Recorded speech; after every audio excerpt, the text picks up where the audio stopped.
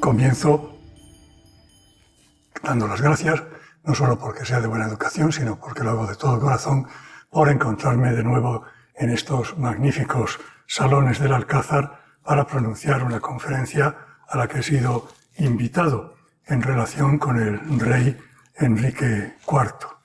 Es un monarca muy querido en Segovia y por motivos perfectamente comprensibles. Sin embargo, como todos ustedes saben, no ha tenido buena prensa. A lo largo de la historia, en general, se ha contrapuesto su reinado con el de Isabel I, su hermana de padre, magnificando uno, el de Isabel, con motivo, y denigrando o devaluando incluso excesivamente, creo yo, el otro, el de Enrique. La realidad es que en la historia no hay nada perfectamente bueno ni perfectamente malo.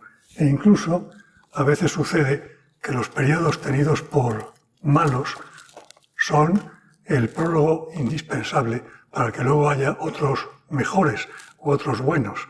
Enrique IV y después su hermana o medio hermana Isabel reinaron realmente sobre el mismo edificio constitucional, monárquico, y actuaron sobre el mismo espacio, Castilla, y además en un tiempo muy breve, el uno después del otro. Por lo tanto, las realidades sociales, económicas y políticas de Castilla no tenían tiempo de haber cambiado en un lapso tan breve. Enrique IV, por lo tanto, dejó a Isabel, junto con una grave crisis política sin resolver, eso es cierto, un legado de ideas, de proyectos, de experiencias que ella y su marido, el rey Fernando, tuvieron en cuenta para triunfar, gobernar y labrar su buena fama. Entiendo, por lo tanto, que mi labor aquí no es loar de una manera desmesurada o falsa a un rey que tuvo un reinado relativamente desgraciado en muchos aspectos, pero tampoco incidir en esa mala imagen que ha venido teniendo desde la misma época de los cronistas que narraron su reinado. Tuvo varios cronistas: Alfonso de Palencia, Diego de Valera, Enrique del Castillo. Hay un par de crónicas anónimas. Luego está la del doctor Galíndez de Carvajal, escrita ya en tiempos de los reyes católicos. Y hay división de opiniones en unas y en otras, aunque en lo fundamental concuerdan. Es un rey, por otra parte, mal conocido desde el punto de vista iconográfico.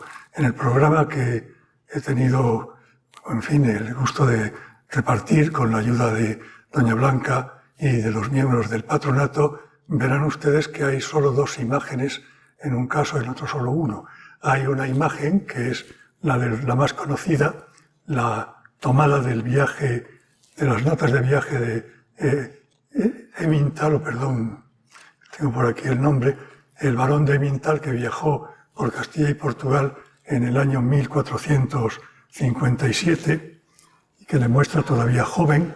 Y luego otra imagen ya menos conocida de un miniaturista, Alfonso de Espinar, muy conocido en la época de Enrique IV y de los Reyes Católicos por su obra en libros eclesiásticos de las catedrales de Ávila y Segovia, pero que también es el autor, por lo que sabemos hoy, de esta imagen del rey en el encabezamiento, el comienzo del Privilegio Rodado, en el que confirma el mayorazgo formado por don Juan Pacheco, su valido, a favor de su hijo primogénito.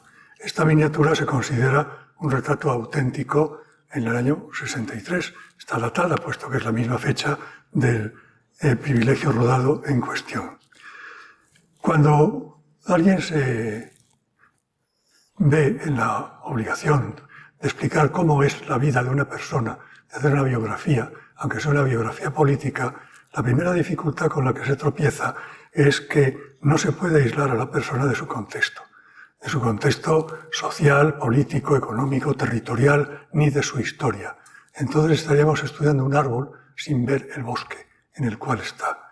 Lo peor de todo es que no estamos ante árboles ni bosques inanimados, sino, como escribió Fernández Flórez, es un bosque animado, moviéndose continuamente, tanto sus árboles como el bosque entero, a través de tendencias y sobre un suelo, diríamos, de estructuras básicas que tampoco es inmóvil. La biografía se convierte así en el género historiográfico más difícil. Si se aísla el personaje de su entorno, se comete inmediatamente un anacronismo. Si se le mete demasiado en él, puede perder los rasgos específicos de su personalidad y de su acción. En pocos minutos es muy difícil evitar ambos peligros, pero debo comenzar hablando un momento al menos del reino, Castilla, y de su sistema político.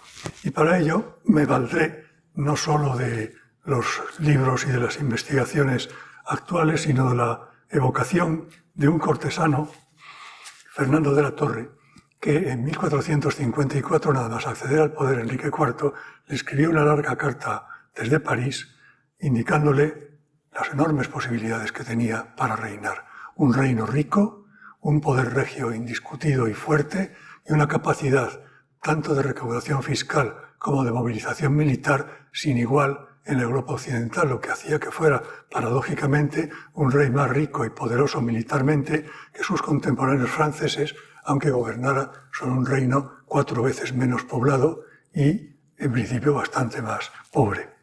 El reino es lo que llamaba Fernando de la Torre la gruesa y virtuosa Castilla, traducida a un lenguaje actual, la fértil, gruesa y valerosa Castilla.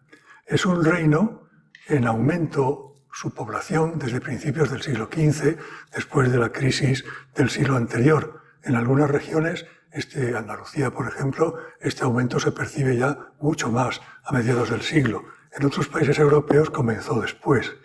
Es una época en que muchas explotaciones y recursos agrarios se llevan adelante con mejoras evidentes, con mejor productividad. Es sobre todo el momento de apogeo de la economía mercantil, tanto en el interior como en el exterior del Reino de Castilla. Hacia el exterior, Italia, Flandes, Valencia; en el interior, el eje entre el Cantábrico, los puertos del Cantábrico, Bilbao, Laredo, Burgos, Medina del Campo con sus grandes ferias, Toledo y Sevilla y el Atlántico andaluz. Un espacio también en el que están multiplicándose las ferias, los mercados francos de alcabalas y de impuestos después del parón que supuso en este aspecto el siglo XIV. Así que a pesar de las dificultades provocadas por los enfrentamientos políticos y por los vaivenes de la política monetaria, por ejemplo, la reforma monetaria de 1462, que ya veremos cómo fue muy contraproducente, a pesar de esto, la situación del reino era muy próspera. Se observa sobre todo esa prosperidad en los núcleos urbanos de las dos mesetas y en Andalucía, a pesar de las luchas de bandos que mantienen en todas las ciudades las oligarquías que tienen en su poder el gobierno municipal correspondiente. Ejemplo, Segovia, desde luego, favorecida por Enrique, fue su ciudad favorita, con 2 ferias francas, una casa de acuñación de moneda, unas ordenanzas sobre manufactura textil para promover la que ya existía, una reserva de 1/3 de la población de la producción de lana merina castellana para su consumo interior en Castilla, lo que favorecía sobre todo a Segovia y también alguna otra ciudad pañera. Eso sin contar las inversiones, gastos de inversión al mismo tiempo que el rey efectuó aquí. Los 2 ejemplos máximos son el convento franciscano de San Antonio y el monasterio jerónimo del Parral, aparte de las mejoras que introdujo en el Alcázar. Enrique IV vivió una época, diríamos, dulce desde el punto de vista fiscal.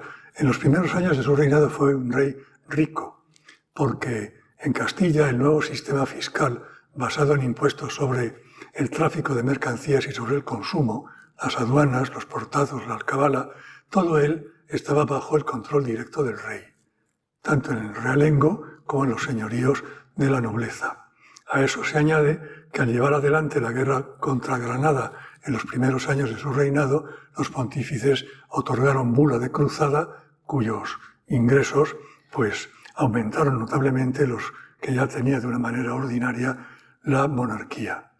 Así que fuertes recursos fiscales regios, a pesar de que uno de los caballos de batalla con la alta nobleza es el interés de los grandes nobles por hacerse con esa fiscalidad regia en sus señoríos. no la tenían. Esta es una de las grandes diferencias con los feudos franceses antiguos. Allí el rey apenas tiene ingresos.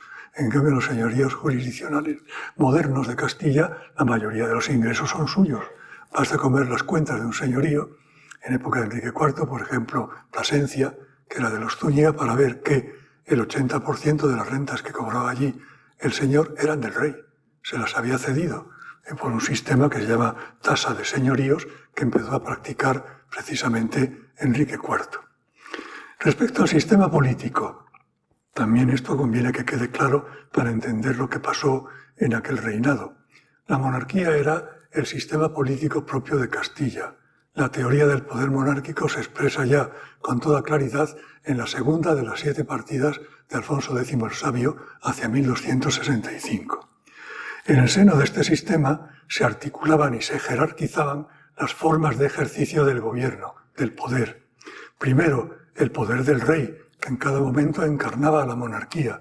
Este fue siempre un poder en Castilla preeminente, principal, y que actuaba personalmente o por medio de sus instituciones en todo el ámbito del reino y sobre todo los habitantes del reino, también los de los señoríos.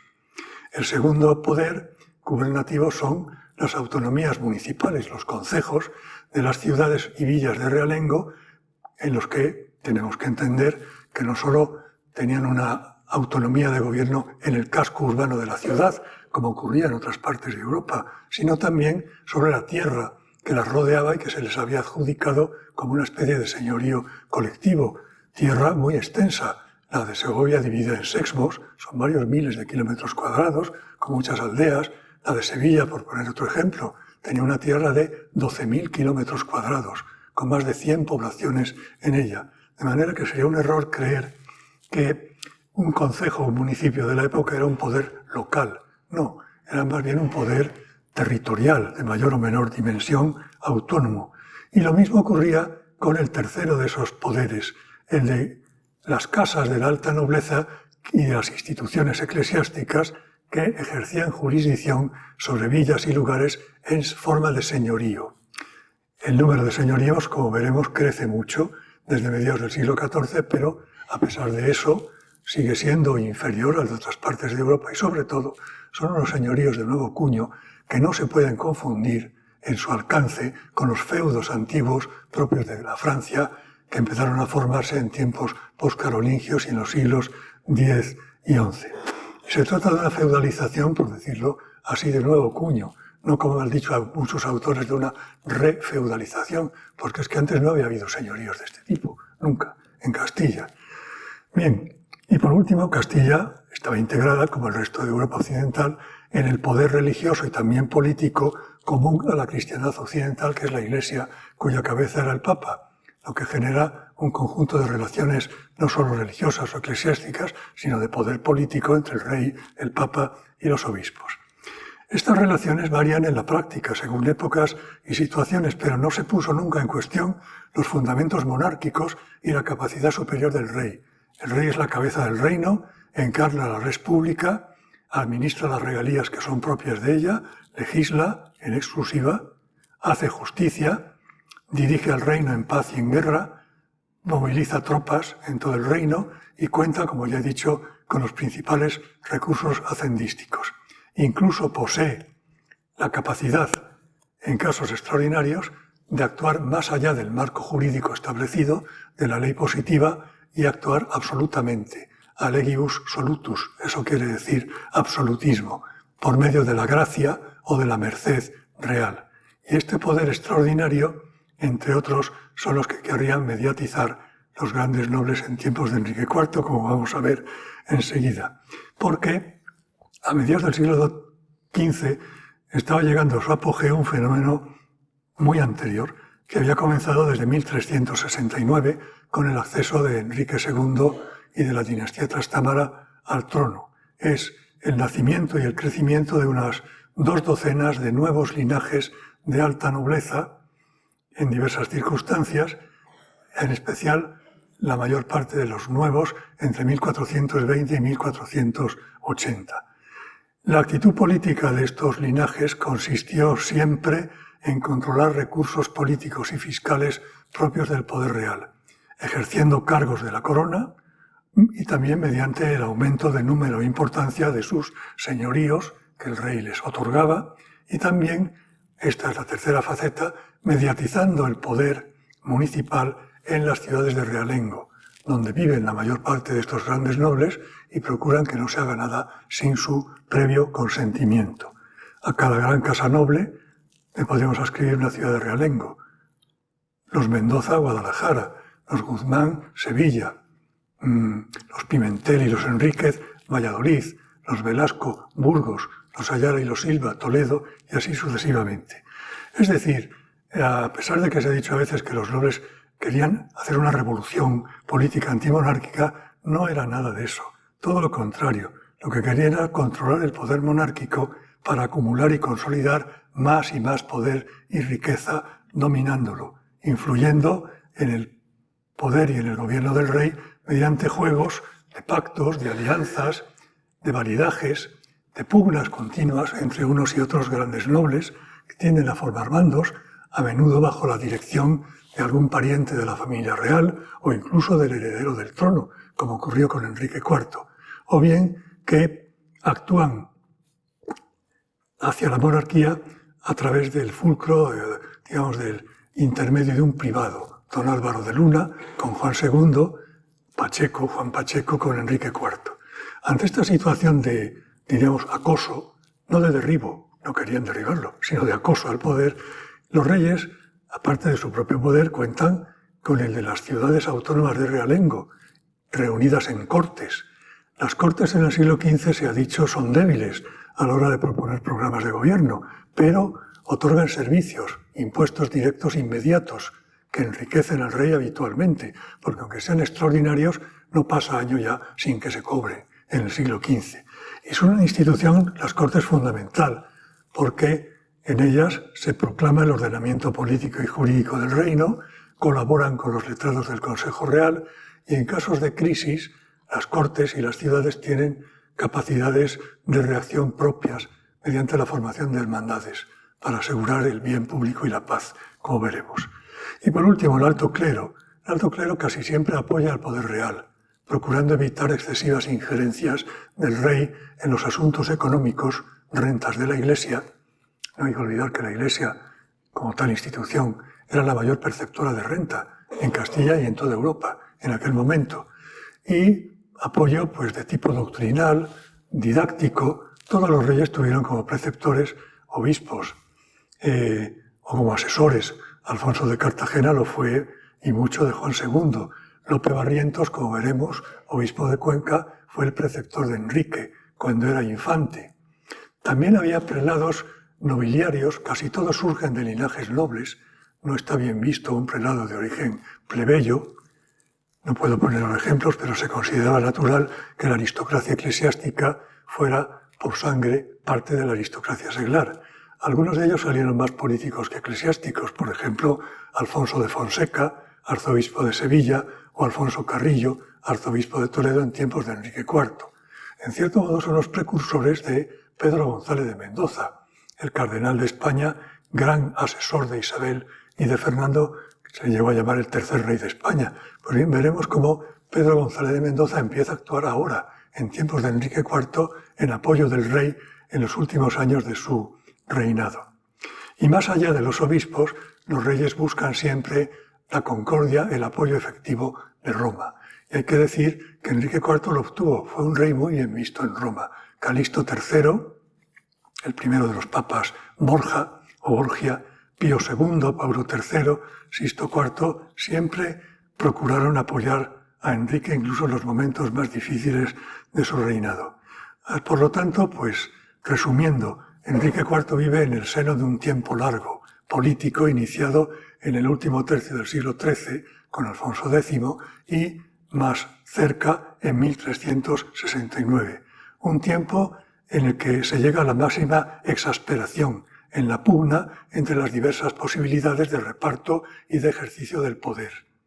O bien, por un lado, mayor poder y mayor libertad de gobierno para el rey, o bien, por otro lado, mayor sujeción, mediatización y pactos expresos o tácitos con los otros poderes del reino, los grandes nobles señores y también las municipalidades, las ciudades de realengo. Ya veremos, si da tiempo, algo de esto. Enrique IV optó por un camino que no funcionó bien. Prefería el pacto.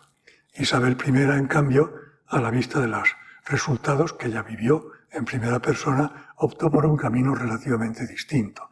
Sí al pacto hasta cierto punto, pero sobre todo respeto e independencia del poder real en los aspectos decisivos. Hay que decir también, para acabar con esta introducción, que Enrique IV no fue un caso único o excepcional en Europa. Siempre es necesario mirar hacia afuera. No podemos encerrarnos nunca dentro del reino o de un trocito del reino. Hay que comparar. En Francia, en Inglaterra, en Borgoña, se está dando en esos mismos decenios la gran crisis o enfrentamiento final entre los intereses del poder real que busca una mayor libertad de acción y los intereses de los estamentos nobiliario, ciudadano, que son partidarios de un ejercicio del poder repartido mediante pactos. Es una situación, como digo, contemporánea en todos los reinos occidentales y siempre se encontró una salida reequilibradora, en el sentido de estabilizar el poder regio y aumentarlo en casi todos los casos.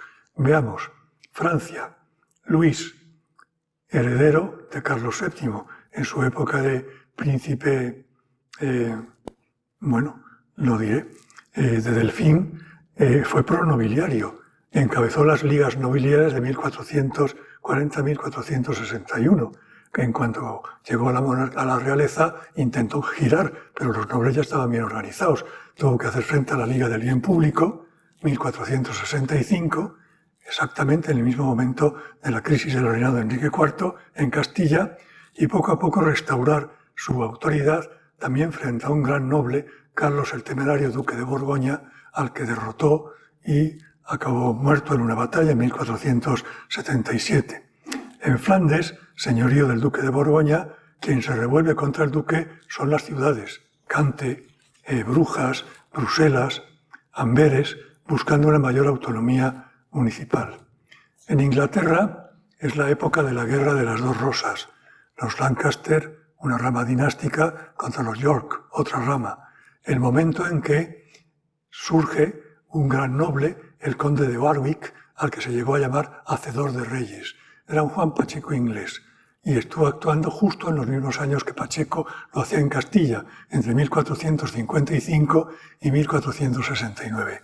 En Inglaterra la salida ocurrió un poquito más tarde, en 1487, con el acceso al trono de una nueva rama dinástica, el Tudor, con Enrique VII.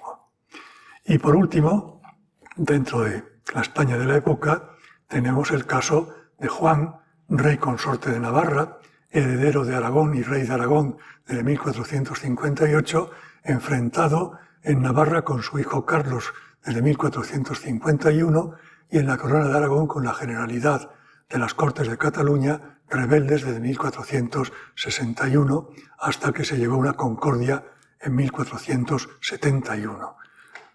En Portugal incluso hay un rey contemporáneo de Enrique IV y pariente suyo, claro, es su cuñado, Alfonso V, pronobiliario. Triunfa, el proyecto nobiliario, igual que en Castilla hasta cierto punto, e igualmente se produce la reacción con Juan II en los años 80 y de una manera muy violenta, porque así como Isabel y Fernando llegaron a capitulaciones y pactos con muchos grandes nobles, Juan II se limitó a cortarles la cabeza. Es más expeditivo, pero tal vez políticamente menos correcto, hasta el punto de que muchos grandes nobles que en Portugal presumían de ir contra el rey y de alzarse casi como monarcas, emigraron a Castilla, donde colaboraron sumisamente con los reyes católicos, empezando por el duque de Braganza. Bueno, pasemos ya a la persona de Enrique. Ya comprenderán que no es algo que yo pueda hacer. Mis limitaciones son grandes, en una hora intentar resumir el reinado. Por eso es por lo que he repartido una bibliografía bastante extensa en la cual los que tengan interés o quieran podrán ver cómo en los últimos 20 años he avanzado decisivamente en el estudio del reinado, del rey, de todos los aspectos, y se han superado muchos de los tópicos que hasta entonces estaban vigentes desde el siglo desde el mismo siglo XV. No quiere esto decir que se haya convertido de la noche a la mañana un rey y un reinado con muchos problemas en un reinado glorioso, magnífico, no. Pero por lo menos se sabe mejor por qué ocurrieron las cosas y cuáles fueron las circunstancias en que Enrique se tuvo que mover. Recuerden que nació en Valladolid el 6 de enero de 1425. Álvaro de Luna, el valido, el privado de Juan II, fue su padrino. Más de alguna vez se arrepentiría de haberlo sido en los decenios siguientes. Y desde antiguo se ha supuesto que hubo en su manera de ser y en su temperamento elementos que influyeron en el fracaso de sus proyectos. Es muy difícil de saber.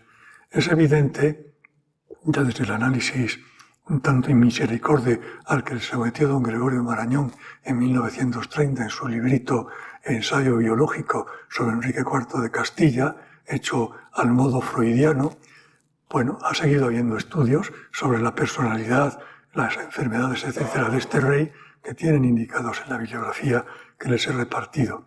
Se deduce de todos ellos que no tuvo capacidad para persistir en sus iniciativas, en sus empresas, con fortaleza, con constancia. Era un hombre dubitativo, de carácter débil, muy dado a escuchar a maledicentes, con gran tendencia al retraimiento. Uno de sus biógrafos, Lucas de Bretón, titula el libro así, El rey Enrique IV, el rey huraño.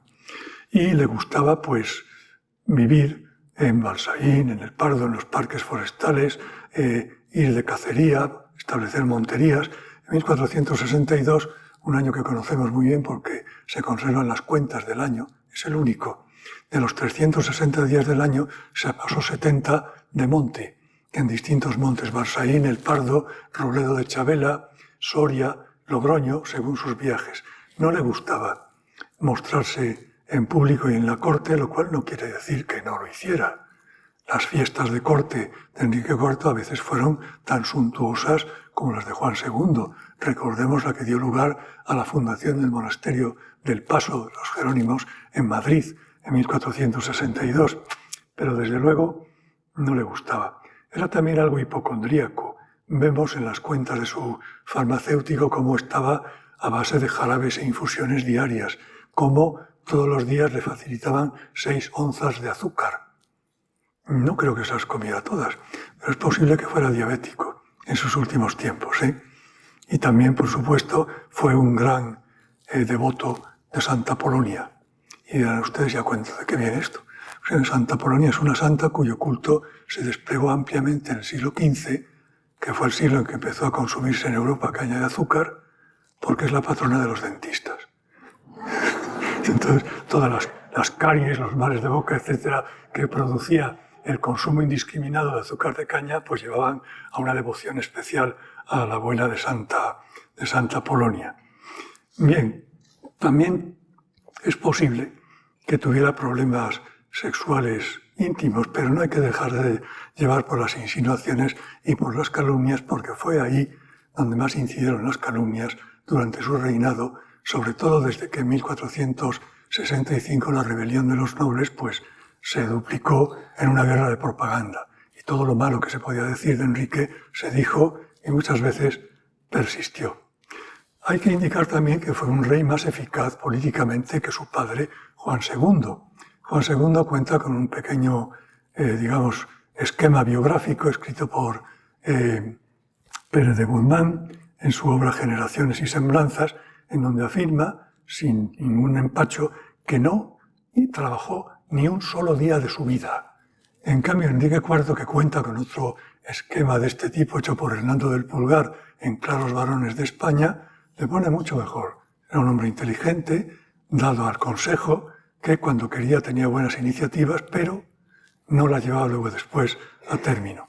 Y sobre todo esta blandura de carácter le llevó a no saber defender bien la dignidad, la imagen política del poder real en momentos críticos. Y no tuvo quien lo hiciera por él, porque Juan II tuvo a alguien que lo hizo por él, Álvaro de Luna.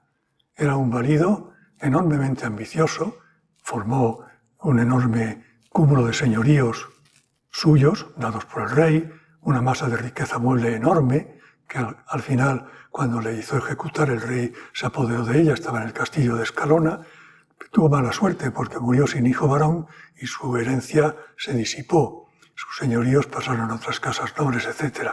En cambio, Juan Pacheco, que fue el gran marido de Enrique IV, no le defendió, no defendió la autoridad regia, la manipuló, no consideró que era algo que estaba por encima de las luchas de poder cotidianas.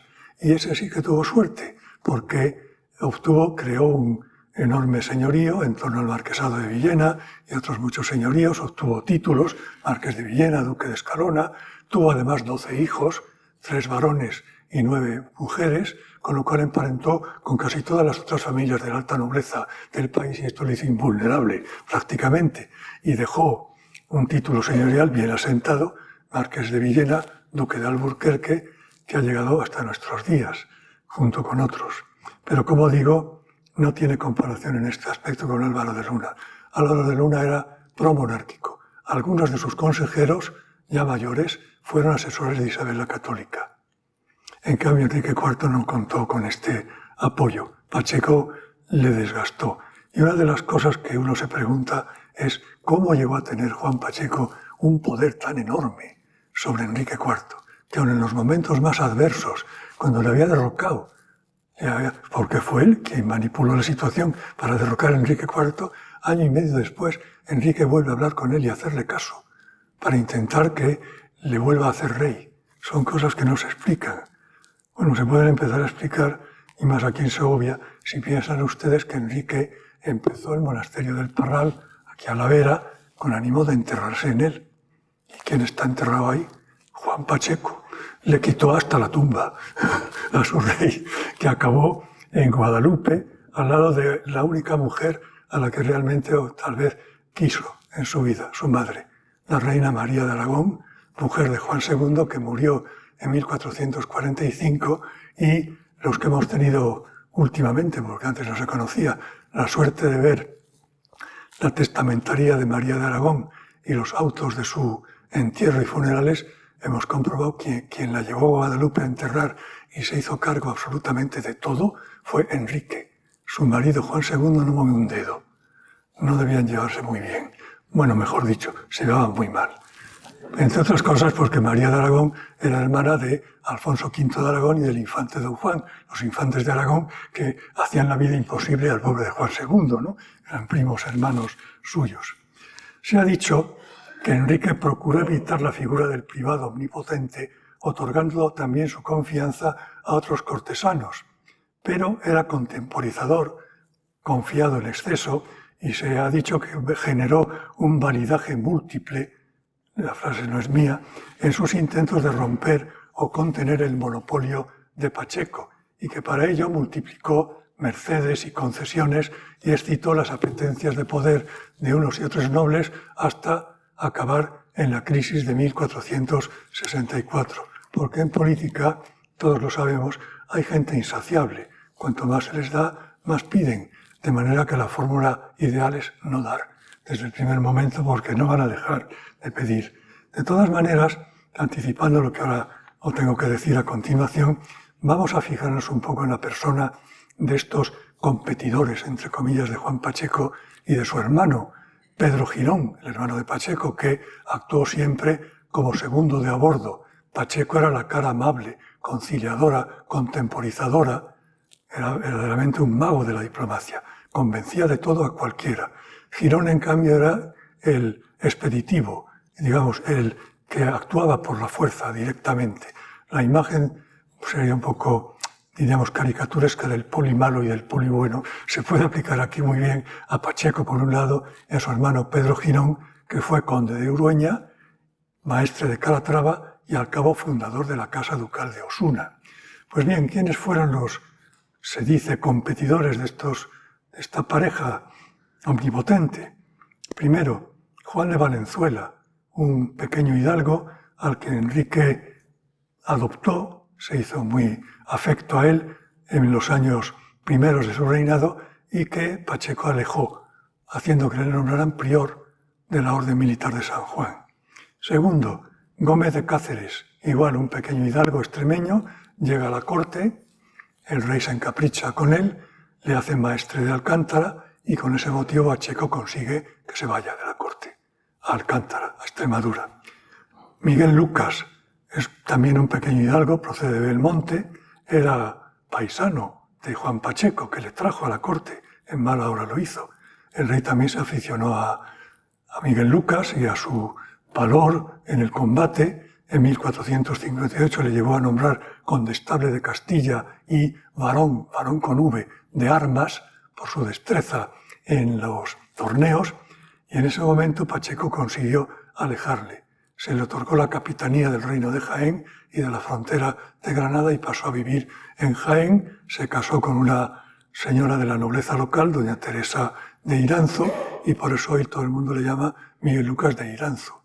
El Iranzo es su mujer y su hijo, no él. Pero por último llega Beltrán de la Cueva. Este ya era miembro de una familia noble de cierta entidad en Úbeda. Se le nombró en la segunda campaña de Enrique IV contra Granada, lo conoció a él y a su familia, le nombró guarda real 1456, mayordomo del rey 1458, conde de Ledesma, duque de Alburquerque, señor de Montbeltrán, de Cuéllar, de Aranda, de Atienza, de Molina. Siguió en la corte. Pacheco no logró desplazarle, tuvo que convivir con él. Beltrán crecía, Pacheco se alarmaba y ya la gota que desbordó el vaso fue cuando Enrique le nombró o hizo que le nombraran maestre de Santiago en 1464. Hasta ahí hemos llegado. Eso era lo que quería Pacheco para él, ser maestre de Santiago. Y ese es el momento en que se produce la revuelta nobiliaria. Pero Beltrán de la Cueva se apartó. Casó con la hermana del segundo marqués de Santillana, Mencía de Mendoza, en 1462 y pasó a formar parte del clan de los Mendoza, uno de los grupos nobiliarios más fuertes del reino, tan fuerte que decidió, en gran medida con su apoyo, que Isabel llegara a ser reina en los últimos años de Enrique IV y después. Y el último de estos jóvenes de oscuro linaje, como le llamaba Palencia, que era un maledicente, diciendo que gozaban del desordenado afecto del rey, fue Andrés Cabrera, en sus comienzos, porque luego, cuando ya le nombraron alcaide de aquí, del Alcázar de Segovia, y se casó con una dama de Isabel, Beatriz de Bobadilla, en un momento dado, ya en 1474, ante el temor de que Pacheco le quitara la alcaidía de Segovia, se pasó de bando. Al bando isabelino permaneció, y todos ustedes saben, pues, la buena carrera señorial y nobiliaria que hizo esta pareja Cabrera-Bobadilla aquí en Segovia y en gran medida a costa de la tierra de Segovia. Bien, Enrique tuvo también apoyos políticos. Alfonso de Fonseca, el arzobispo de Sevilla, señor de Coca, un obispo político, Alfonso Carrillo, arzobispo de Toledo. Piensen que la sede arzobispal de Toledo tenía señoríos extensísimos en los que vivían más de 100.000 personas, 100.000 vasallos del arzobispo de Toledo. Estos obispos siguen luego actuando en la época de Isabel la Católica. Carrillo, al final del reinado de Enrique IV, se convirtió en el primer promotor de Isabel, hasta que acabó enfadándose con ella y fue sucedido por Pedro González de Mendoza. Alfonso de Fonseca, el obispo de Enrique IV, es sucedido por su sobrino y adversario, era sobrino, no piensen mal, Alfonso de Fonseca, arzobispo de Santiago, que llegó a ser, pues, presidente del Consejo Real de Isabel I. Y este sí tuvo un hijo al que hubo que nombrar también, impetrar al Papa que le nombrara arzobispo de Santiago, otro Fonseca, lo cual provocó el sarcástico comentario de Cisneros, que se preguntó si no han hecho mayorazgo de la sede de Santiago y si habían excluido del mayorazgo a las hembras, o no, porque si no podía darse el caso de que una señora del linaje Fonseca llegara a ser arzobispo de Santiago. En fin, son cosas de aquella época. Así que obispos políticos los siguió habiendo. La diferencia es a favor de quienes están. Generalmente son más bien monárquicos. Y por último, Enrique se apoyó en una novedad que después va a copiar literalmente Isabel y Fernando. Durante los primeros años de su reinado retuvo los maestrazgos de Santiago y Alcántara, con permiso pontificio, por 10-15 años. Esto era el esbozo de una solución una solución a un problema político grave. Los maestres tienen un enorme poder militar, sobre todo el de Santiago, y señorial. Los señoríos de Alcántara, Calatrava y sobre todo Santiago cubrían prácticamente toda la cuenca del Guadiana y más de la mitad de Extremadura actual, aparte de otros muchos en la cuenca del Duero. Y los maestres tendían a ser un elemento importante en las discordias internas del reino. Pero de nuevo, Enrique no mantuvo su decisión. En 1464 cedió el maestrazgo de Santiago a Beltrán de la Cueva, cuando realmente Juan II había dispuesto en su testamento que se le hiciera a un hijo de su segundo matrimonio, el hermano menor de Isabel, Alfonso. Se estarán preguntando, bueno, pero es que el rey nombraba a los maestres. No, los maestres los elegía la orden, el capítulo de la orden, pero las cosas habían llegado a tal extremo de prepotencia y de nepotismo que los capítulos nombraban a quien decía el rey o a quien decía algún noble poderoso. Pues bien, esta retención de los maestrazgos, muy buena en principio para el poder real, no perduró. En los primeros años de su reinado, las mejoras legales fueron buenas. Por ejemplo, hubo un proyecto de recopilación legislativa que después llevó a cabo Isabel I, por obra de un jurista, Alfonso Díaz de Montalvo, que ya trabajaba con Enrique IV y con Juan II, porque llegaba a los 95 años de edad. Hubo también una mejora del personal de corte, del consejo. Lo indica que hubo mejora, que mucha de esta gente, de los niveles, digamos, medios de la administración en la corte, siguió en ella en tiempos de Isabel I. Aumentó el envío de corregidores a los concejos de realengo para controlar su funcionamiento político. En principio con gran resistencia. Los municipios no querían que el rey mandara un corregidor porque los mediatizaba. Pedían que solo los mandara si ellos lo pedían. Claro, no lo pedían nunca. Enrique IV empezó a mandarlos motu propio. Isabel I los mandó a todos. Llegó a haber 80 corregidores. Todo esto son mejoras que forman parte del legado de Enrique a Isabel. Y otra parte del legado, la renovación de la política exterior. Granada, aquí tengo que ir ya muy deprisa. La guerra contra Granada y el proyecto de conquistar el Emirato, que era el último reducto de Al-Ándalus en la península ibérica y que era un emirato vasallo, teóricamente, de Castilla, son proyectos que en el siglo XV alcanzan una dimensión mayor. Se piensa ya en la conquista total. Antes no había sido así, eran solo guerras de frontera con desgaste mayor o menor del lado granadino. Enrique IV llegó a una coyuntura óptima. En 1453 los turcos otomanos habían conquistado Constantinopla.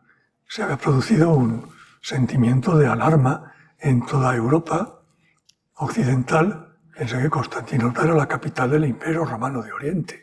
10 siglos de historia, 11, de repente desaparece. Toda la cristiandad griega está bajo el dominio musulmán.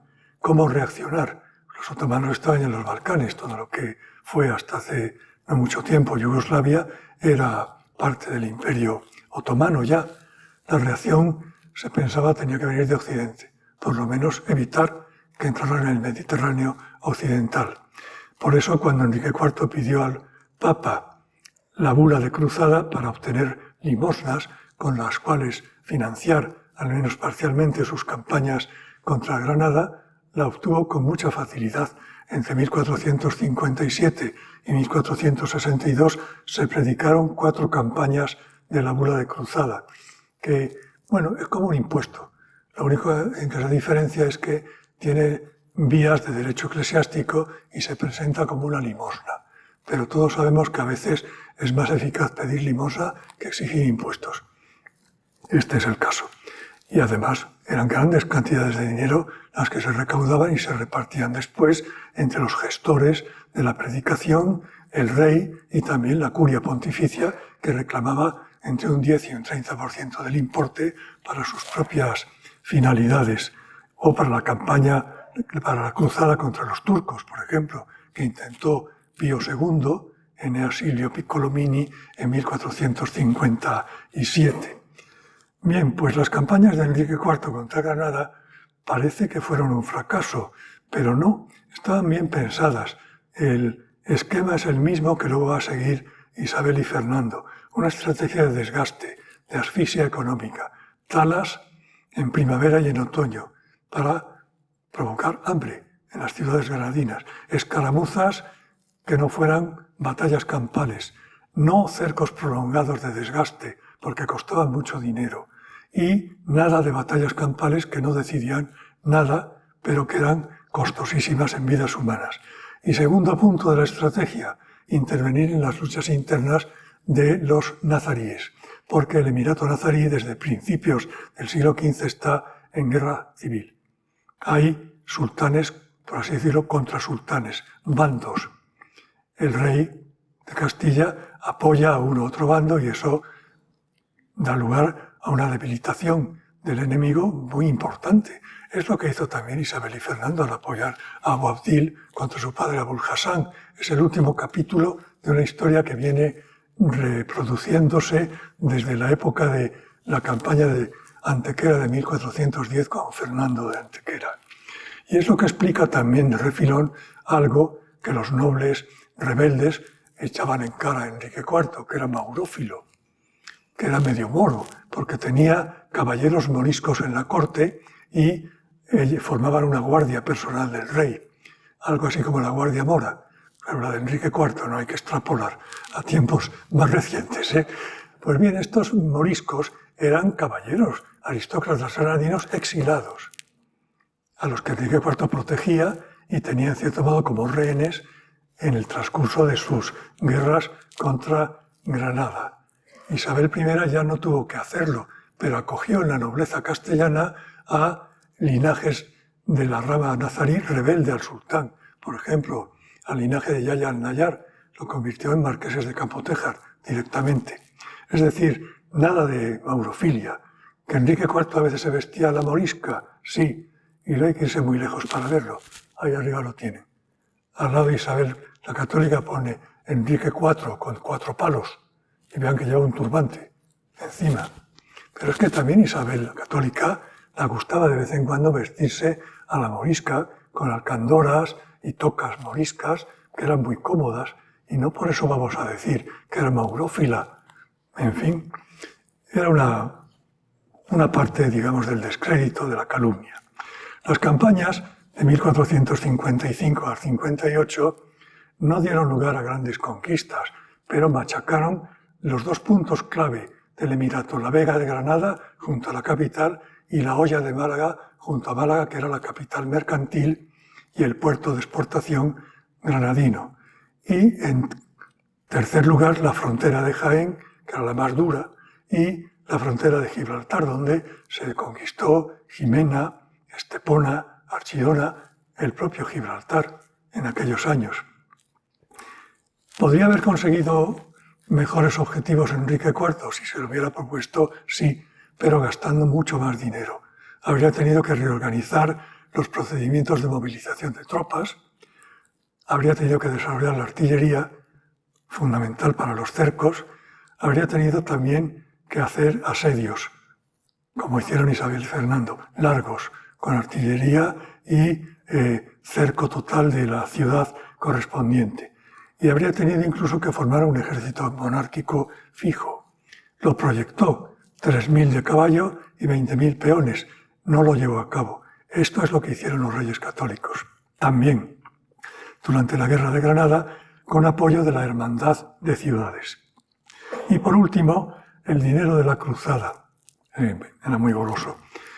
Para empezar, las limosnas que los papas otorgaron eran muy altas, no estaban al alcance de todas las fortunas. En cambio, las bulas de cruzada de la época de los reyes católicos son, por así decirlo, populares. Son a 2 reales la bula de indulgencia. Eso lo puede comprar todo el mundo, obtener todo el mundo, dando la limosna. Pero claro, una bula de 4 florines de oro no está al alcance. Esto por una parte. Y por otra, aunque se juntó mucho dinero, es posible que no todo se gastara en las campañas, porque a medida que se desarrollaban, giró el interés político del rey hacia otros horizontes, especialmente Navarra y Cataluña, como vamos a ver enseguida. Y tal vez concibió un proyecto grandioso que una vez más no llegó a conseguir ser rey de Navarra y de Aragón. Estuvo a punto, en algún momento. Pero en fin, las guerras de Granada contribuyeron a la pérdida de prestigio del rey. No atendieron a la mentalidad caballeresca de los nobles, procuraban evitar que hubiera heridos o muertos, no plantear combates singulares, etc. Al cabo son una ocasión perdida, como lo habían sido las anteriores, en época de Álvaro de Luna o de Fernando de Antequera, a pesar de la gran propaganda que las rodeó. Por ejemplo, las campañas de Juan II han dejado un testimonio espléndido en el Escorial, la sala de las batallas, donde se ve un gran fresco, aunque es tardío, de la batalla de la Higueruela. Bueno, no llegó a ser una gran batalla, pero fue ya una batalla campal a las puertas de Granada. Con Enrique IV no llegó a verlo. Como les digo, el fin de este interés por Granada se debe al giro de la política exterior enriqueña, paulatino, entre 1457 y 1463.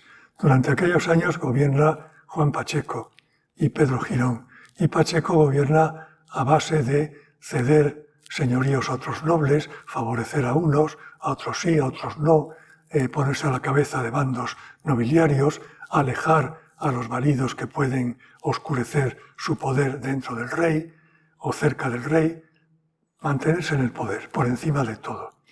Son unos años de frecuentes confederaciones y ligas entre nobles muy inestables, no puedo detenerme en el detalle, y en el año 62 por fin ocurrió un cambio importante. Bueno, aparte hay que decir también que todo este tejemaneje político de Pacheco daba lugar a los nombramientos de muchas personas inadecuadas o insolventes para cargos de oidor de la audiencia, corregidor, juez, arrendador de impuestos, y la gente, por decirlo llanamente, estaba empezando a estar harta de tanto inepto gobernando el país. Eso se percibe. Un cortesano ya maduro, como Diego de Valera, cronista del rey, le escribe una carta en 1462 diciéndole francamente, se está gobernando muy mal porque, primero, nombráis gente, claro, la nombra el rey, que no es apta, y segundo, no os dejáis ver. Y un rey tiene que dejarse ver. Cuando todas las semanas había un día, por así decirlo, de visibilidad regia, los viernes. Recuerden ustedes que hasta hace poco los viernes era el día del Consejo de Ministros. Es una tradición administrativa. El viernes, un rey Trastámara se muestra en la corte, en público, en su salón, y hace justicia, rodeado del Consejo Real. Naturalmente, él no juzga, ya han dado la sentencia los del Consejo, oye a las partes y la hace suya. Pero se ve al rey, y en teoría cualquier vasallo suyo puede entrar, acercarse a él y pedirle que le haga justicia. Esto es algo importante. Es una de las maneras de endulzar el absolutismo regio, que cualquiera puede llegar al rey y decirle, hazme justicia por esto. Y si el rey es listo, se la hace, como el juez inicuo del Evangelio, para que le deje en paz y para que de esa manera también se vea que es un buen rey. Isabel I se hacía presente, se visibilizaba todos los viernes, sistemáticamente, cuando estaba en la corte. Bueno, no quiero irme por las ramas porque si no, no hay manera de terminar y son ya las 8. Pido 5 o 10 minutos de prórroga porque he empezado un poquito tarde también, si no les importa. Pues bien, en 1462 nació la única hija del segundo matrimonio del rey. El rey había estado casado entre 1440 y 1453 con su prima Blanca, hija de Juan, el infante Juan, rey consorte de Navarra, Blanca de Navarra. El matrimonio se había disuelto en 1453, declarándolo nulo por no consumación. 13 años casados sin consumar el matrimonio. Sospechoso. Bueno, hasta cierto punto, Pacheco, su marido, al que casaron cuando era jovencito, con una sobrina bastarda de Álvaro de Luna, estuvo casado con ella 7 años sin consumar el matrimonio porque no la quería como mujer, tenía otros planes, hasta que logró deshacer el matrimonio y casarse con Beatriz Portocarrero, con la que tuvo, como les he dicho, una docena de hijos. De modo que también es una táctica política, no consumar el matrimonio. entre nobles e incluso entre reyes. De ahí alguna práctica notarial de la época que exige que esté presente un notario en la noche de bodas para dar fe de que el matrimonio se ha consumado. Esto que nos parece una burrada, pero tenía un significado político evidente. Ese ya era un matrimonio indisoluble. Bueno, digo que se volvió a casar Enrique en 1455 con Juana de Portugal, hermana de Alfonso V, y 7 años después nació la princesa Juana. Muchos sospecharon que no era hija del rey. No se puede decir, y yo por lo tanto no lo digo, porque además, un mes después, las Cortes de Castilla la juraron heredera del trono. Las dudas y las maledicencias sobre la paternidad del rey comenzaron sobre todo 2 años después, durante la rebelión nobiliaria. ¿Pudieran tener algo de cierto o no? No lo sé, pero no es algo sobre lo que el historiador deba pronunciarse. Yo, en principio, indubio pro reo. Era la princesa heredera, era hija del rey. Otra cosa es cómo se arbitró en Misando, indicando que aquel matrimonio del rey no era legítimo. Y por lo tanto, mejor dicho, lo que se dijo fue que Juana no era hija de legítimo matrimonio, lo cual tiene 2 explicaciones. O el matrimonio no era legítimo o no era hija del rey. En lo que se quedó es que el matrimonio con Juana no había sido legítimo. Pero bueno, antes pasaron muchas cosas. Pasó el acceso pleno al poder de Beltrán de la Cueva como privado. Ese mismo año se le nombra miembro del Consejo Real y conde de Ledesma, lo cual da pauta a muchos a decir que él había sido el padre de Juana. Él se apoya cada vez más en los Mendoza, de los que es pariente. Aparece ahora la figura de Pedro González de Mendoza, obispo de Calahorra, al lado de Enrique y de Beltrán de la Cueva, y Pacheco ve en riesgo definitivo su monopolio. Para colmo de males, se le ocurrió a Beltrán de la Cueva, en 1462, hacer una reforma monetaria de corte nobiliario que ya se había ensayado en 1442 con un resultado catastrófico. Pretendía frenar la inflación, revaluando la moneda de vellón y devaluando la de plata y la de oro. Era un remedio verdaderamente absurdo. La moneda de oro y plata, que en Castilla ya corría baja, era más barata que en Aragón o que en Italia, desapareció de la noche a la mañana.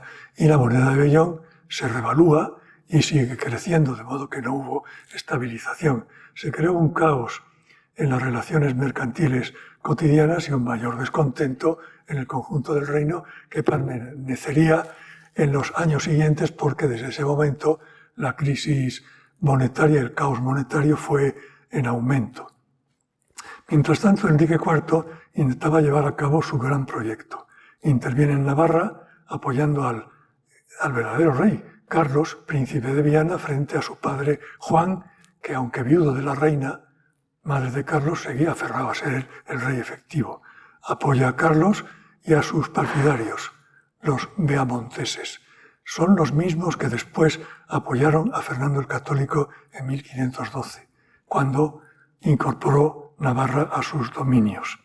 Y en Cataluña, Enrique apoya la revuelta de la Generalidad, que como saben es la Diputación Permanente de las Cortes, no es un gobierno autónomo, es otra cosa distinta, aunque el nombre sea el mismo, que se había sublevado contra Juan, que era rey de Aragón desde 1458, e incluso pretendía impedirle la entrada en el Principado y dejar que gobernara Cataluña Carlos de Viana, el príncipe de Viana. Carlos muere en 1461, la Generalidad se subleva abiertamente contra Juan II y pide a Enrique IV que la apoye y que acepte el título de príncipe de Cataluña. En ese momento, agosto finales del 62, Enrique está a punto de controlar militarmente toda Navarra y de hacerse con Cataluña. Un paso más y habría sido también rey de Aragón y de Navarra. Pero, de nuevo, el proyecto que después se realizó, pues se va a la porra, hablando llanamente. Interviene el rey de Francia, Luis XI, se entrevista con Enrique en el Bidasoa, después en San Juan de Luz. Pacheco y Carrillo pactan ocultamente con Luis XI, que obliga a Enrique a retirarse, a cambio de casi nada. Eso tuvo 2 consecuencias. Primera, la enemistad, al menos temporal, de Enrique hacia Pacheco y Carrillo. cuya, digamos, conspiración aumenta, y segundo, el final de la alianza entre Francia y Castilla, que había sido firme hasta entonces y había durado un siglo, desde 1368. Es notable que el primer tratado de amistad con Inglaterra, que era un país rival, es de 1467, 4 años después. En fin, en los meses siguientes, Enrique IV procuró apoyarse en Portugal más, se entrevista con Alfonso V un par de veces, busca nuevos apoyos, los Mendoza, los Velasco, nombra maestre de Santiago a Beltrán de la Cueva, y mientras tanto Pacheco y Carrillo forman una gran liga nobiliaria con apoyo de Juan II de Aragón y lanzan varias proclamas en el otoño de 1464 buscando que el rey reconozca la liga y el programa político que quiere imponerle. Primero, el rey cede, inexplicablemente. Barrientos, en uno de los consejos que tuvo con él, le auguró: acabaréis siendo el rey más miserable que ha visto la historia de Castilla. Y así fue. Primero consiguieron que nombrara a su hermano Alfonso maestre de Santiago y príncipe heredero, desheredando a Juana. Y aquí se plantea un problema enorme. ¿Se puede desheredar al heredero legítimo del trono según las leyes? Yo creo que no. Pero Enrique IV lo hizo. ¿Por qué lo hizo? ¿Acaso porque pensó que no era una hija legítima? Yo no me lo explico. ¿Por qué ocurrió esto? Porque la clave del asunto es, para contarse esto, si Enrique IV tenía poder legal para desheredar a la que era su heredera legítima, jurada en Cortes. Lo hizo. Segundo, que se alejara Beltrán de la Cueva. Se fue. Tercero, presentar un memorial de agravios mucho más extenso y que el rey se aviniera a aceptar que una comisión paritaria, entre comillas, formada por 6 nobles presididos por un religioso, Fray Alfonso de Oropesa, dictara sentencia al respecto. Sentencia obligatoria o de obligado cumplimiento para el rey. Esta es la famosa sentencia de Medina del Campo de enero de 1465. Tiene más de 150 páginas. Cuando uno la lee se da cuenta de que no es una revolución política, ni siquiera es una alternativa al modelo de gobierno. Es sencillamente un programa de mejoras de gobierno planteada precisamente, y aquí viene lo irónico, por los que habían hecho que el gobierno funcionara mal. Pacheco y toda su camarilla. Los puntos que tiene, salvo algunos de carácter muy concreto, son asumibles por un rey. De hecho, Isabel la Católica asumió gran parte de ellos, y los que no asumió siguieron funcionando mal, los asumen los comuneros en 1521. ¿Qué ocurre entonces? El problema no está en lo que dice la sentencia, sino en cómo hay que aplicarla. El rey tiene que aplicarla obligatoriamente bajo el control del colegio de árbitros y en un plazo determinado. Esta es la revolución. Va en contra del poder absoluto del rey y de su capacidad de gobierno. Lo mediatiza de una manera total. Cuando Enrique IV se dio cuenta, pues rompió su juramento de respetar la sentencia, reunió Cortes en Salamanca y procuró desvincularse de aquella situación. Era ya demasiado tarde y los rebeldes respondieron a esta, digamos, salida del rey con su deposición. Es la farsa de Ávila, junio de 1465, en la que, en medio de un teatro simbólico tremendo, pues deponen a Enrique IV, le quitan la corona Carrillo, el cetro el marqués de Villena, el estoque otro noble, le tiran al suelo el monigote que representaba al rey, le dan patadas, incluso uno de ellos, Álvaro de Estúñiga, le dice: abajo, puto. Esa es la manera de definir a alguien como homosexual en aquella época. Es la única expresión, digamos, directa en la que se acusa a Enrique IV de esa circunstancia sexual. En ningún otro caso.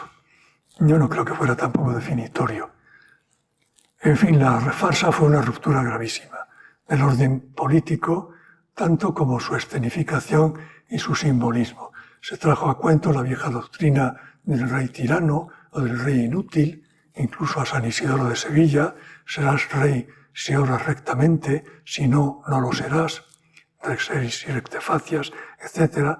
La teoría del ius resistendi, el derecho de resistencia frente al tirano, en fin, todas las teorías medievales que pueden justificar in extremis la deposición de un rey tirano o inútil. A cambio, los asesores de Enrique IV, González de Mendoza sobre todo, replican con la doctrina de la realeza por derecho divino. El rey está por encima, no se le puede deponer. Inciden también en los argumentos romanistas, el poder absoluto del rey según la segunda partida. Pero en fin, en el panorama concreto, pues entramos en una época de guerra, de desorden, de componendas entre unos y otros bandos, incluso después de la batalla de Olmedo de agosto de 1467, la formación de una hermandad de ciudades que piden al rey un tipo de pacto, de respeto a los niveles de poder, pero de una manera muy tímida. Dicen sencillamente, entre el rey y el reino, calladamente está hecho un contrato por el cual cada uno de ellos está obligado a cumplir aquellas cosas a que el derecho obliga. Es lo que se llama el pacto tácito o el contrato callado. Se lo explicó así el doctor Alcocer, aquí mismo, a Isabel I en el acto de proclamación de la reina, en su discurso ante ella el 14 de diciembre de 1474. También se lo explican así las Cortes de 1469, cuando ya se había liquidado la primera fase de la guerra a Enrique IV. Le dicen, sois mercenario del reino, porque de él recibís soldada, que os dan vuestros súbditos con parte de sus frutos y de las ganancias de su industria, y sirviéndoos con sus personas cuando tenéis necesidad de ellos para haceros más poderoso. Y por eso el rey ha de servir a la comunidad. Mire vuestra alteza, termino yo, si es obligado por contrato callado a los tener y mantener en justicia. Pero claro, una cosa es el contrato callado y otra cosa son los pactos explícitos de limitación del poder real, que es lo que pretendían los nobles.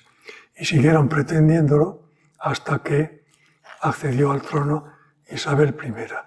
Los últimos años de Enrique IV son los mejor conocidos porque se les presenta como un prólogo catastrófico y anárquico al orden restablecido por Isabel. No me puedo ya detener en ellos por razón de tiempo. Únicamente querría hacer constar, para terminar, que efectivamente entre Enrique e Isabel, y si me apuran entre Isabel, Enrique y Juan, hubo una diferencia fundamental. Juan y Enrique proyectaron, no llevaron a cabo. Ella recogió los proyectos prácticamente todos y lo llevó a cabo todos.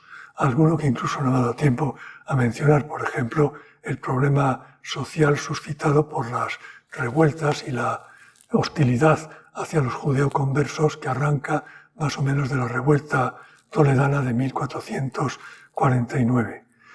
Visto así, el reinado de Enrique IV pues es lo que yo he intentado decir en el título de la conferencia, proyectos, frustraciones y legado. Hay una continuidad entre su reinado y el de Isabel I. Se pueden contraponer, pero yo creo que no se debe hacer pues un esquema maniqueo, es decir, el mal gobierno sucedido por el buen gobierno. Recordemos los frescos en Siena de Lorenzetti, efectos del mal gobierno, efectos del buen gobierno. Bueno, Enrique IV sería uno, Isabel I otro. Hasta cierto punto es verdad, pero no del todo. Y aquí en Segovia creo que nada, porque Enrique IV favoreció mucho a Segovia, ya lo hemos visto. Creo que Isabel I no. Más bien disminuyó la capacidad de la ciudad, sustrayendo dos de sus sexmos para convertirlo en señorío de Agnes Cabrera y Beatriz de Bobadilla. Pues en fin, perdónenme por mi extensión oratoria, a todas luces abusiva, y ya termino. Muchas gracias por su atención y hasta otra vez.